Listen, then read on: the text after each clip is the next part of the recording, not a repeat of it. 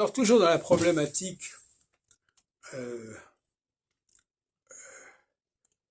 du rôle du L et du E dans la prononciation de l'écrit, il est clair que le français, avec son passage du L au U, et sa non-prononciation de la diphtongue quand il y a un E à la fin, est une langue pilote.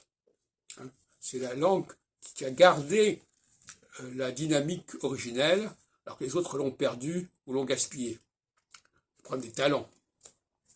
Alors, j'ai résumé j'ai pris quelques cas comme ça qui sont amusants quand on fait de la linguistique comparée, comme ascolta en italien, écoute en français. Donc le OL italien devient un OU français. Donc voilà, donc c'est le mot salto par exemple, qui veut dire le saut, en français c'est le saut.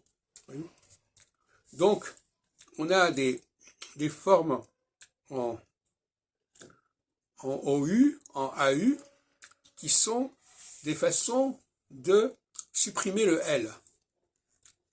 Ça, je ne sais pas si on le sait très bien dans le cas de ALE qui devient O, mais dans bien des cas, les gens croient que c'est comme ça une bizarrerie de la langue, on prononce ça comme ça, etc. Alors qu'en réalité, ça a une fonction morphologique majeure.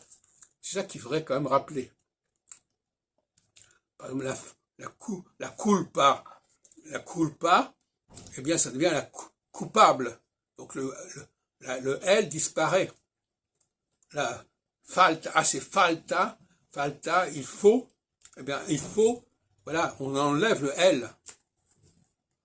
Donc, la lexique comparée permet de voir que dans certains cas, le français a gardé cette idée de frontière. C'est une frontière qui n'est pas du tout dérisoire, puisque c'est la frontière entre le masculin et le féminin, et entre le singulier et le pluriel. Excusez du peu.